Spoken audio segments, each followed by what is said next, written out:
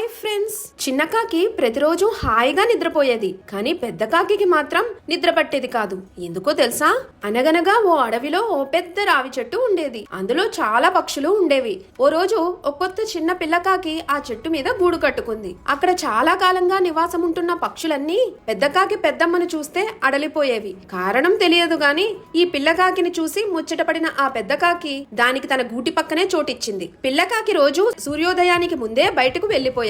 పెద్ద కాకి మాత్రం బారెడు పొద్దెక్కాక నిద్రలేచేది. అదే చెట్టు మీద ఉన్న మిగతా పక్షులన్నిటినీ బెదిరించి అవి తెచ్చే ఆహారాన్ని తింటూ కాలక్షేపం చేసేది. రోజంతా ఎక్కడెక్కడో తిరిగి సాయంత్రానికి తన గూటికి రాగానే పిల్లకాకి హాయిగా నిద్రపోయేది. పెద్ద కాకి మాత్రం సరిగ్గా నిద్ర పట్టేది కాదు. ఓ రోజు పిల్లకాకిని చూసి, చాలా రోజుల నుంచి నిన్ను చూస్తున్నా. తెల్లవారక ముందే బయటకు వెళ్లి చీకటి పడే వేళకు ఇంటిని చేరుకున్న వెంటనే గాఢ నిద్రలోకి వెళ్లిపోతున్నావు. నాకు కూడా నీలాగే హాయిగా నిద్రపట్టే మార్గం ఏదైనా ఉంటే చెప్పవా అంటూ అడిగింది పెద్ద కాకి. దానికి పిల్లకాకి, పెద్దమ్మా అదేమంత రహస్యం కాదు. ఈ రోజు నువ్వు నాతో వస్తే నీకు తప్పకుండా నిద్ర పట్టేలా చేస్తా అని అంది. పెద్ద కాకి సరే అని పిల్లకాకి వెంట బయలుదేరింది. మళ్లీ చీకటి పడే వేళకు పిల్లకాకితో కలిసి ఇంటికి చేరుకుంది. రాగానే గాఢమైన నిద్రలోకి జారుకుంది. మరుసటి రోజు పొద్దున్నే నిద్ర లేచిన పెద్ద కాకి, నువ్వేం మాయ చేశావో గాని నిన్న రాత్రి నాకు ఎప్పుడూ లేనంత నిద్ర ముంచుకొచ్చింది. ఇందులో రహస్యమేంటో నాకు చెప్పవా అంటూ పిల్లకాకిని అడిగింది. దానికి, ఏం లేదు పెద్దమ్మా,